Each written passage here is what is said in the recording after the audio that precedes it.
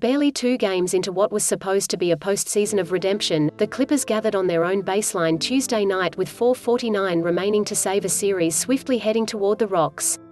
Some of the Clippers' huddles earlier inside Staples Center in Game 2 had appeared fractious, with defensive miscommunications leading to heated discussion.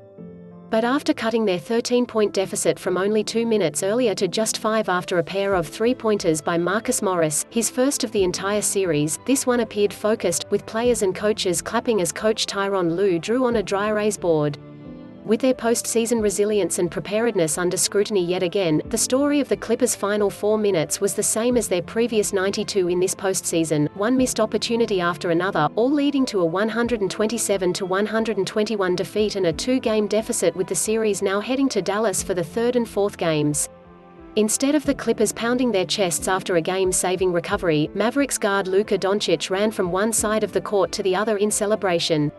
After 39 points, 7 points and 7 rebounds, he waved to a crowd of easily 100 fans who had stayed behind, once the Clippers fans had filed out. After a pair of layups in the final 3 minutes, one on Patrick Beverley to push Dallas ahead by 7, flexing after it went in, and the other 90 seconds later to go up 9, he ran into the stands behind his bench to shake hands with Mavericks legend Dirk Nowitzki. And this was after Doncic made one high-arching three-pointer in the third quarter that made Kansas City Chiefs quarterback Patrick Mahomes stand up and swing an arm in disbelief. Clippers owner Steve Ballmer took in all of the post-game scene while standing several rows deep, talking with a team executive.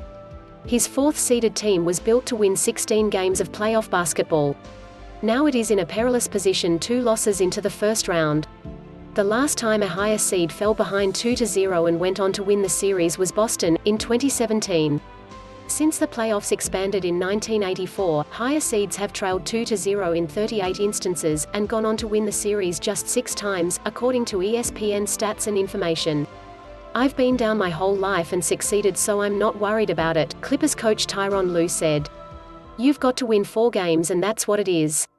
They won 2 games on our home court, now we've got to go return the favor." Take a time machine back 2 years to the moment the Clippers acquired their star duo of Kawhi Leonard and Paul George, and this was the kind of start the franchise might have dreamed of. Leonard scored 30 points before halftime in Tuesday's Game 2 of this first-round playoff series, his most in any half of the postseason in his decorated career. He finished with 41.